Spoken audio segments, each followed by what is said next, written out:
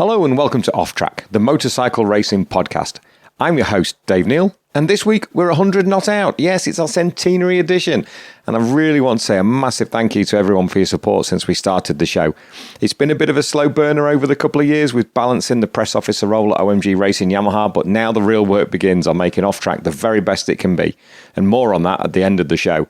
So to you, our learned listeners, thank you so much, and please keep spreading the word. My guest for our centenary show is Bennetts British Superbike Race and Series Director Stuart Higgs. We caught up with Stuart at Motorcycle Live on the eve of BSB Day. He was on great form and very open about the changes for the 2023 season, and as you'd expect, some fine words about our great friend Chrissy Rouse. Remember to check out the socials on Twitter, Instagram and Facebook, as well as YouTube.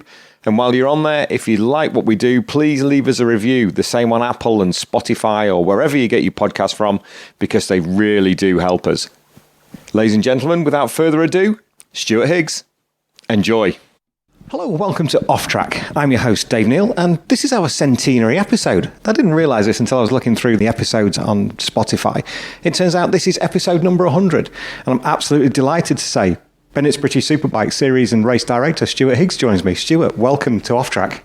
No, thank you, and congratulations on your centenary. I'm very honoured to be the celebratory 100th podcast victim, is it, or guest?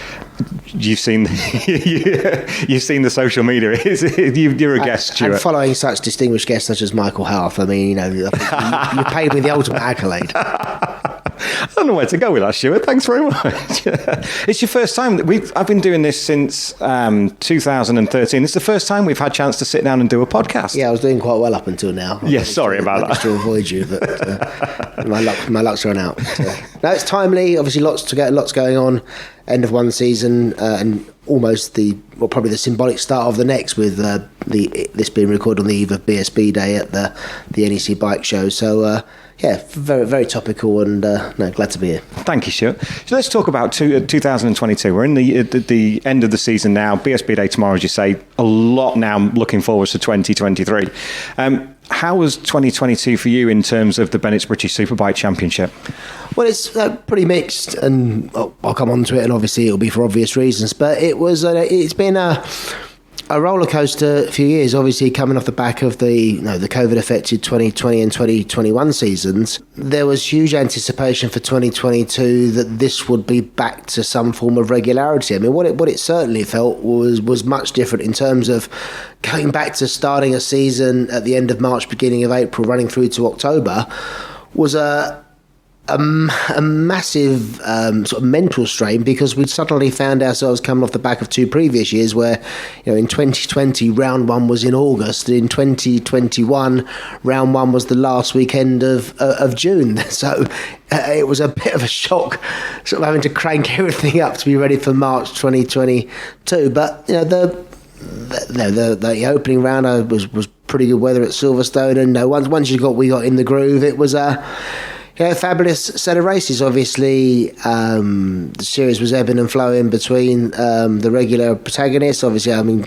Taron's big crash on the eve of the start of the season was probably the big news story. Obviously, there was anticipation, obviously, with Haslam coming back and Tom Sykes coming back, and it is strange how you think things will go and then how they do go are very rarely the same thing. But we were blessed with some incredibly great weather weekends. I mean, we sort of baked at Thruxton and Brands Hatch in the summer and arrived at Snetterton when the place looked like it had been sort of like the Sahara Desert. So I think we've had it all thrown at us this year. I mean, getting into the nitty gritty of the season, I mean, that we always look forward to the end of the main season, as we call it, and it decides who's going to be in the showdown. And then obviously on the Thursday of that event, Her Majesty the Queen passes away, and all of a sudden it was like, oh my God, we're back in almost like the COVID territory of like, what happens next? Will the event be pulled? What happens? So that was just one of those, oh my God, it's coming, but you just wish it wouldn't be on your weekend. But I think the championship responded magnificently. We did everything in the best way we could, and we thought that would probably be, the last of the big surprises for the year. Then we move on to Alton Park, and I think from a sporting side, that was probably, just one of those weekends you just never want to get again, because the amount of incidents and some stuff perfectly avoidable, frankly. Now's not the time to debate it, but I think it was avoidable, and that forms part of the winter reset and what will be looked at for 2023 in terms of racing respect and things like that. But then just other incidents that weren't particularly caused by anything other than close racing. I mean, the incident to Rory Skinner. I mean, the image of the year in many ways is that picture of Rory astride Christian Idden's bike, and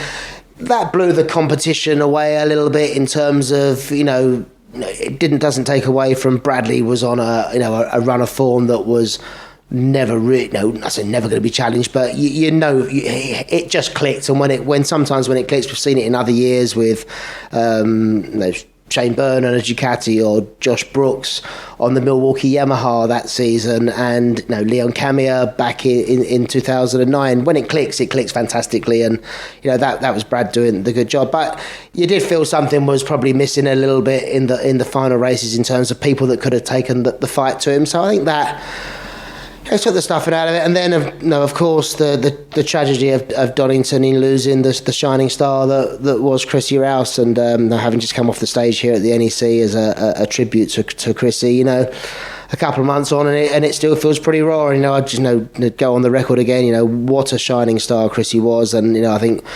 I've made a pledge to his family that his legacy needs to be remembered for the positive character and attitude that he displayed. I mean, I think rarely has someone, probably beyond rarely, just not at all, as for someone who obviously won the National Superstock Championship. That's a prestigious title.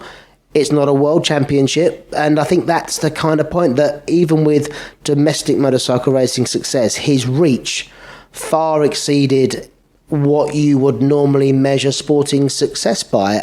It was remarked upon and touched on in all corners of the world. Frankly, we had messages in from 2- and 4-wheel people all around the world that had somehow at some point had a touch point with Chrissy, be it through the Chasing the Racing podcast, and just the fascination that you've got someone that was so accomplished from one side, from a sporting and competitiveness, through to being incredibly media savvy. Obviously, Dave, the communications platforms are incredibly powerful tools, and if they work well, they are phenomenally good. He'd started a little bit of a foray as a TV commentator as well, and I think he would have absolutely excelled at that. And then from his academic side, to be a maths teacher, and I think his poor sister Grace was doing GCSE maths papers at 10 or 11 years old. But something really resonated at Chrissy's funeral, and this is a pledge I really want to follow through, particularly with some of the junior classes. As racing's got progressively younger in some cases, and I think that's kind of being controlled now with some of the age limits being, certainly raised in some cases and held in others.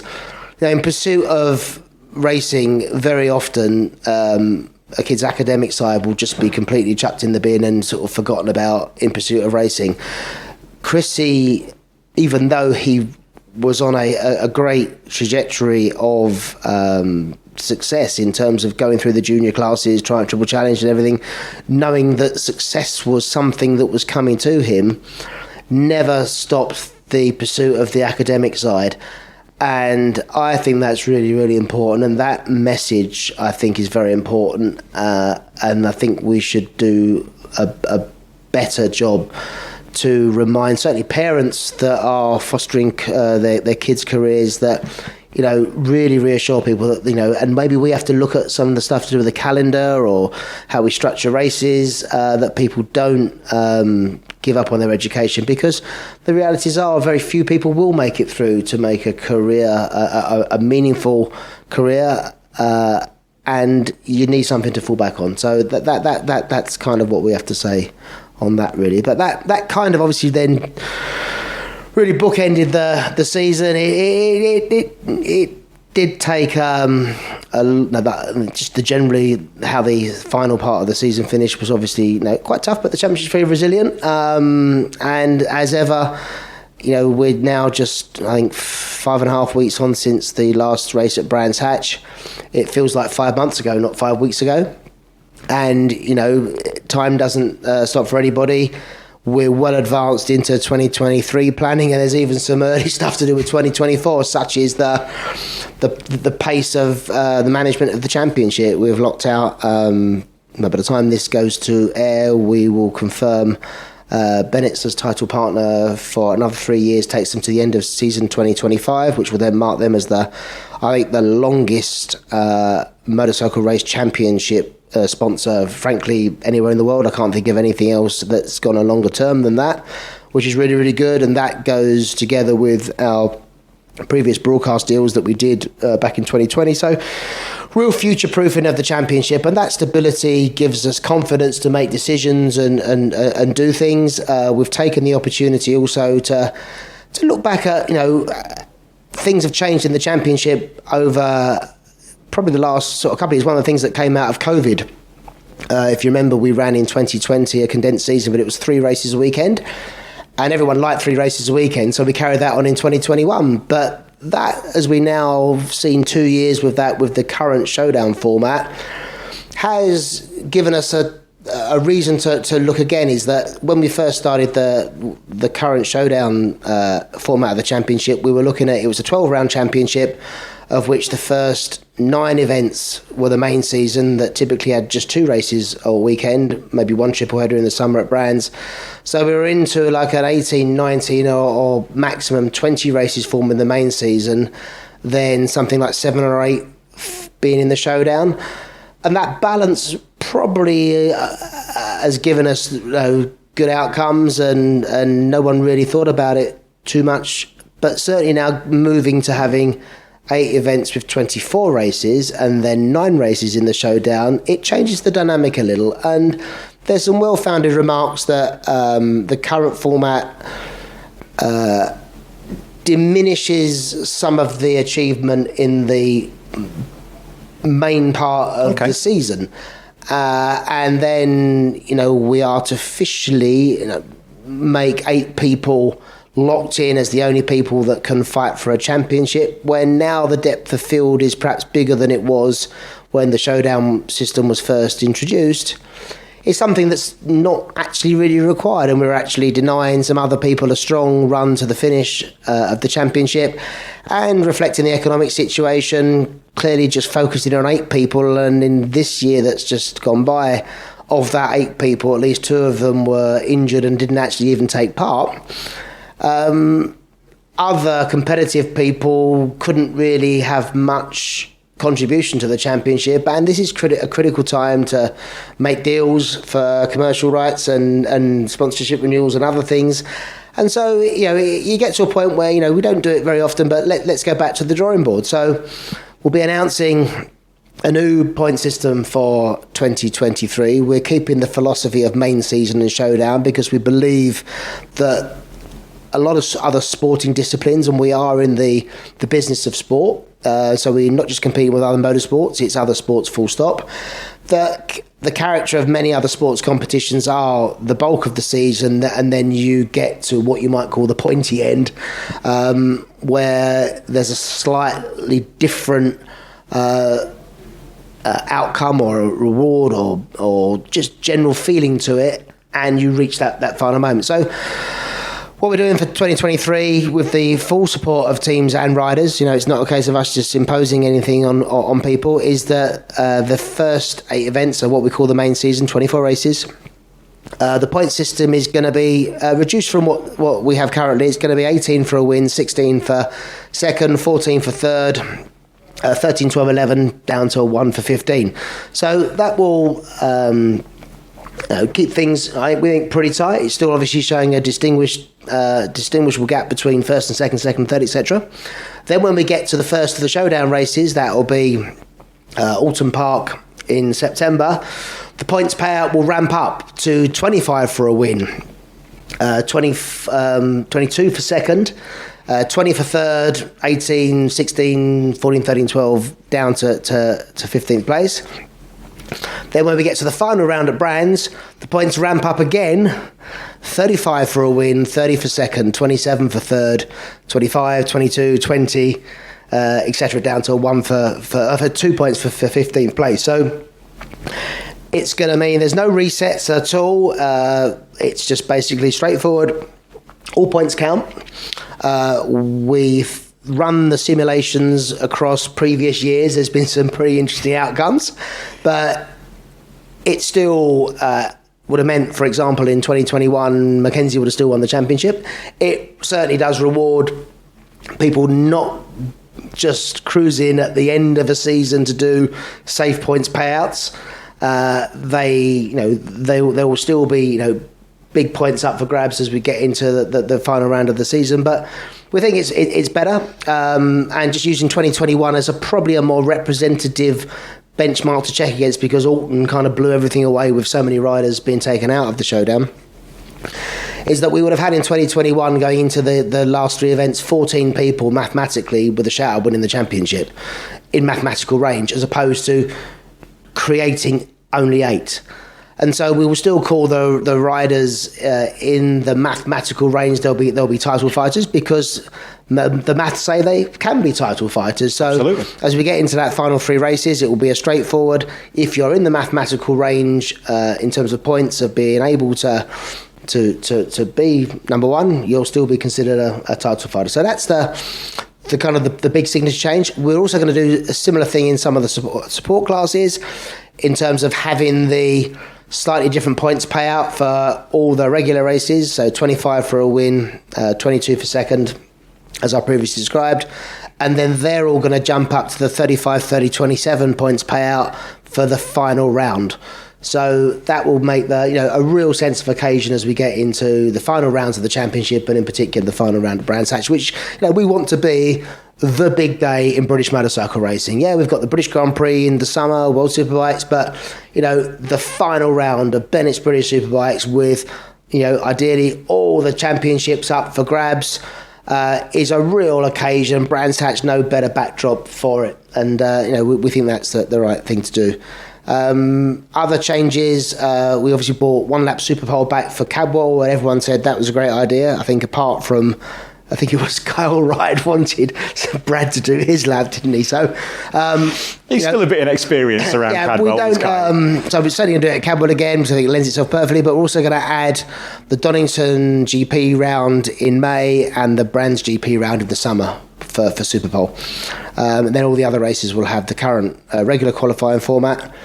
So a few changes. It's mixing things up nicely, Stuart, and I think it's a breath of fresh air as well, that the showdown had been in for 13 seasons. Yeah, I mean, it served its purpose. Yeah, the championship started in 96, ran through to 2009. There were a few occasions where it was run beforehand, but it was a super dominant year by Cammy, and obviously it says, it was a knee-jerk reaction, but it wasn't just about Cammy. We just wanted to what can we do? We wanted to stand out from the crowd. We wanted something that's proprietary to us as Bennetts British Superbikes, and we're now seeing, going back to the sort of talking about points, is that points are the obvious thing to look at, and there's various motorsport series, be it US Supercross, Formula One, MotoGP, DTM, Australian touring cars, British motocross. They've all got their own point systems, and they'll all probably have some benefit, and there might be some flaws. There might be some flaws in what we're doing, but at the same time, you're now seeing in MotoGP they're going to bring a sprint race in, and they're going to do half points. Well, you could argue a 10-lap MotoGP race around Silverstone in terms of miles is probably still longer than a BSB race at Donington. So what is their points format right now? Well, who knows? But I think we want to try it, commit to it, and hopefully it will give a good result. I look forward to that. That's going to be something really to take us into 2023. Just to round off on 2022, as series and race director, 2 questions. Do you get a chance to sit back and go, I really enjoyed that? And if you do, what was the point through the season that gave you the most satisfaction?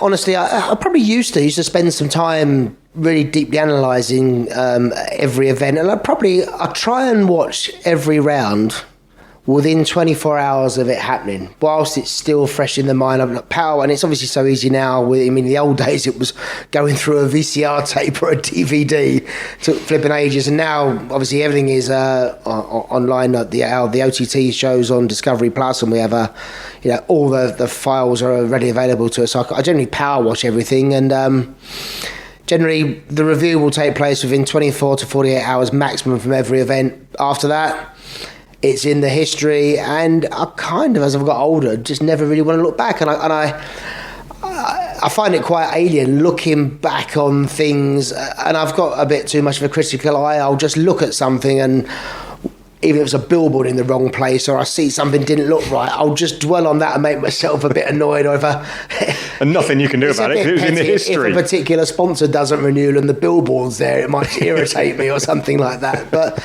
no, I think it's important to constantly look forward. I mean, if I ever retire, and I doubt I ever will, just good news for everybody, there's plenty of time to look back then and sort of have a big nostalgic wallow. Oddly enough, I find more time. Some stuff's just recently appeared. There was a guy that used to, I think he still goes to Brands Hatch, and sort of stand on the spectator bank, and he recorded every single club race and race at Brands Hatch. This is going back to sort of like the mid-80s, and sort of a little clip went up the other day, and it shows me, I think it's 88 or 88, and I think it's Steve Hislop leading the 250 race in the rain at Brands Hatch, and I was a marshal, and I'm picking Steve Hislop up. And I find I like watching that period, the 70s, or in particular the 80s, that period of 500 GP racing with like Lawson, Schwantz, Rainey, that era. I absolutely loved that era. That was the probably the most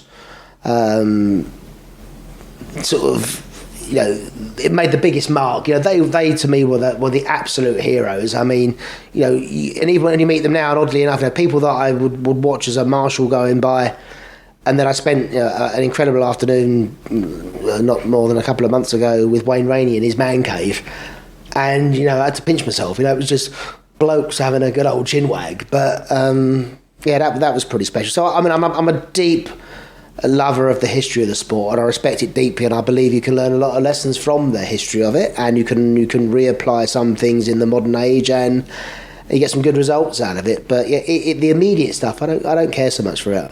I'm just reading Nick Harris's book at the minute, and I'm at the point where we're looking at Doohan and Schwantz and Lady Lawson, Rainey, and they were fantastic times. Even though I get to do this for a job, I'm still a huge fan of the sport, and that's important. And likewise yourself, it's something that'll never change. No, and I wish some of the younger riders, I think they've kind of, everyone's lost their way a little bit. Everyone's a bit vanilla. They're just different versions of the same. It's like a sausage machine. You press a button and another Spaniard will come out, or an Italian rider, and you don't know what the name. I mean, I find myself now as an aficionado of the sport, and I work at the highest levels in it. I found this year there was at the MotoGP at Silverstone, there was a fence branding barrier, 10 metres long of the current MotoGP grid, and I looked at it and I thought, blooming heck, I actually can't put a name to at least a third of those people. And then I asked a couple of people who work with me who I thought help me out here, and they went, oh, is that Di Giannantonio? No, that's Bezzecchi. Well, who's that then? Well, that's Bastian. No, that's not Bastianini, that's Bezzecchi.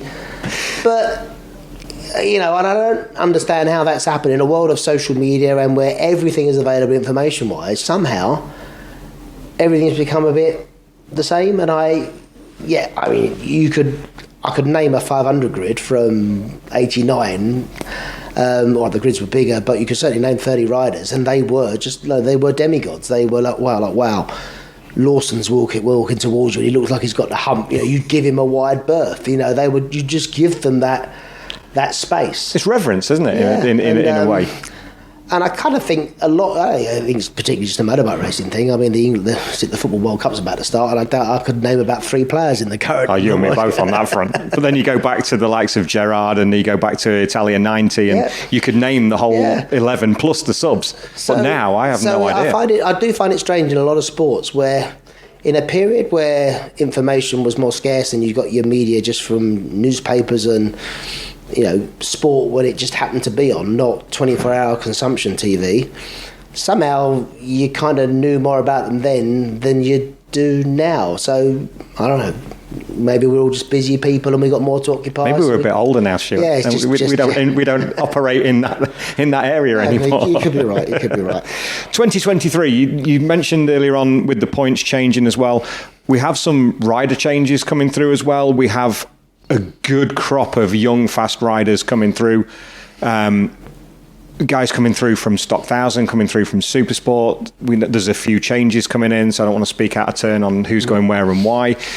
But looking at the current crop of youngsters, your Charlie Nesbitts, Max Cook, Brad Peary, guys like that, do you see comfort in the future of BSB in those guys? Yeah, it's always strange because, I sit there and, as we all do, and you see sort of like the great social media debates about, well, why is there no British riders going into World Championship, and it's all rubbish and things like that. And then the moment we get hopefully a transition of some riders from the British Championship going into World Championship, and I think there's some good movement in that direction. People sort of suddenly then say, well, we're all leaving BSB. Well, yeah, that's good. BSB is and always will be a multi-dimensional championship. It will be the end point for some people's activities. It will be the pathway in an ascendancy direction for others, and it will be a return route for others, as we've seen, to sort of some with more success than others. And I think that's great. I think that is a very fortunate position to be in, because you get the best of everything. You get the benchmarks of the riders that are your hardcore sort of BSB rider that, you know what you get every weekend. You've got the challengers, and you've got a bit of the old guard coming back with a bit of a point to prove. And I think as long as everyone is competitive, I think that's really good. But on the point about the young riders moving through, I think that's absolutely the right thing. We've seen Tom Sykes had a fairly torturous season in BSB this year, and he's going back to World Superbike. And I didn't see a lot of positive responses to the signing of Tom going back to World Superbike. There was a lot of criticism there, but you can argue it both ways. Does a team go for a safe pair of hands, or take a chance on a youngster at World Championship level? Maybe it's different demands, but I'm pretty satisfied that the 2023 grid will see again the balance of the continuity of regular riders that are the benchmark of the championship, be it Glenn, Tommy, Josh Brooks, for example, and seeing Brad Peary, great personality going there. Charlie Nesbitt accomplished himself fantastically on his debut at Brands. And Max Cook, I think Nigel Smith's absolutely right. He had some choices to go. No, if we don't take, and fair play to them, if you don't take the chance, you'll never know. And certainly in Max Cook's case, his CV is completely comparable to Rory Skinner, who's just landed himself a Moto2 Grand Prix ride. And as I'm reminded, Max Cook beat Quattararo's time in the equivalent class in Junior World Championship. So, we've got some great riders coming through, and I think we should fair play to the teams that are giving them that opportunity. And it's up for certainly you guys in the media, and up for us as the championship, to communicate who these riders are, their personalities, and because they'll get the fans to understand them. Young, fast and hungry riders is great for the championship, and that's got to be a constant mantra. I couldn't agree more. We had Max Cook on the show at Thruxton, and it was important for me because I followed his career. We follow the sport, and some fans don't get the chance to do that. But knowing that he'd come through the British Talent, through Motostar, he'd gone out to the CEV, he'd done 2 years out there against some of the biggest names in the sport, for whatever, in the same vein as Charlie Nesbitt. Unfortunately, it didn't happen, but it's our gain. It's British Superbike's gain to have these talented kids. They're young men now, doing what they do, and I'm excited to see what they can do over the course of the next couple of years. No, absolutely, and equally the ones that are moving on from British Championship competition to World Championship competition, I want them to get stuck in. I think in all the cases, you could sit there and be a little frustrated they're not perhaps the best options, but they're the best options that are available to them. In like anything in life, they got to be in the room. It's better to get in there in that room and maneuver their way around. They can just be frustrated bystanders. Opportunities are few and far between, and I really hope it works out. If we see Bradley Ray, Tara McKenzie and Rory Skinner, if it all goes to plan and they can get in amongst and make some great results this year, it's been strange. I mean, this is a bit of a hangover from COVID, where people that are on 2020 deals, certainly I think in the World Superbike paddock, they were just kind of rolled over to 21. And then if there was a renewal done at the end of 21, it was generally a 2-year deal, which was taken in 23. So there's some of the natural breaks that might have occurred haven't. But at the end of 23, from what I recall, I think there's a few more people that come to the end of current contractual terms, and maybe some movement from the World Superbike paddock to the Grand Prix paddock, and that you've got to just find that little air gap, and if you can see it, make a play for it. So fingers crossed our guys in those championships can get the rewards. You miss 100% of the chances you don't take. And it's a great view for BSB as well, isn't it? The guys have cut their teeth in BSB, and it's a great reflection on the championship that we, as a championship, can produce riders of that level that are being looked at into World.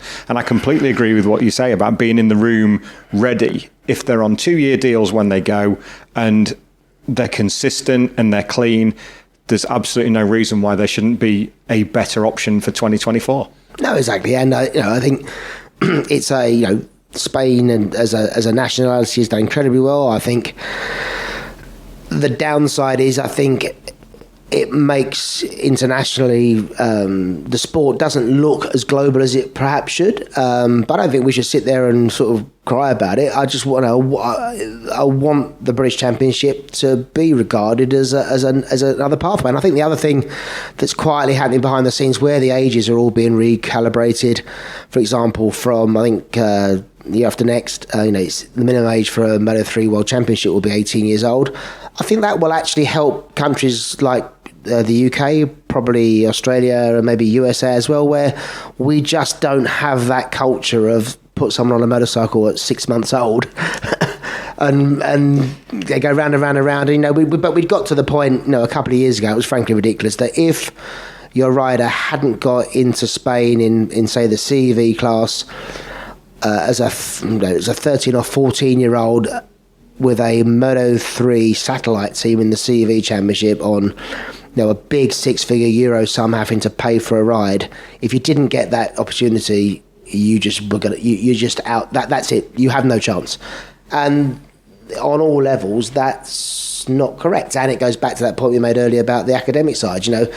It's fundamentally, I believe, morally wrong that a UK child has to completely give up on their UK education to spend 6 months of the year going backwards and forwards just to be in Spain in pursuit of an unlikely bit of success. If we can replicate that environment over in the UK, and there's that time pressure is critically taken out of it, where if you haven't succeeded by 13 or 14, I get it in some sort of like ball and stick sports where there's big structured academies, but certainly my son was scouted for county level cricket, and but the academic support was always there, and that's a very different thing to, I think, what happens in motorcycle racing. So if the British Championship can can really well comfortably demonstrate that it is good to get people, certainly, and I think that entry point going in at Moto 2 level or World Supersport or World Superbike,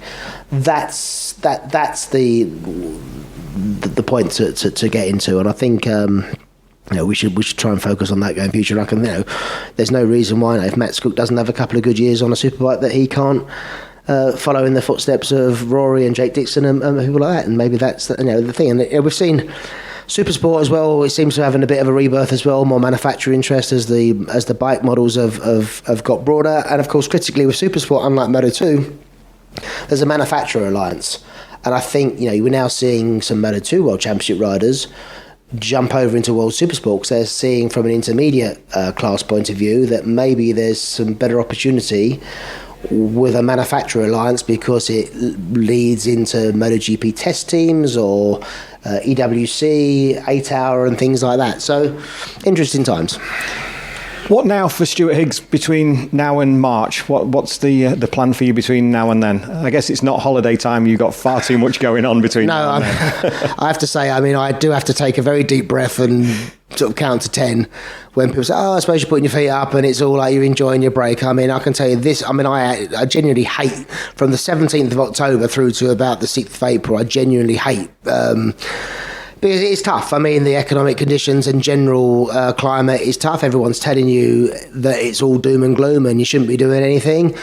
It's tremendously encouraging talking to manufacturers here and some of the independent motorcycle trade that they're having a very good day here at the show and good weekend. The hall's thriving. You know, I'm been, talking to loads of people, stopping, complimenting the championship and just generally just talking about racing generally. I asked them, do you know how many races you want to come? Oh, I want to do all of them or 50% of them, and that's important, and that's what we do at MSV. You know, we've got to keep our finger on the pulse. You can't assume anything, but I think it is encouraging. I'm not diminishing that it's not tough out there with everyday living, energy prices, and just the cost of living. But I think we do have to try and be positive about this. That economic downturns have been a part of the cycle of life since I can remember, even in my 52 years on this planet.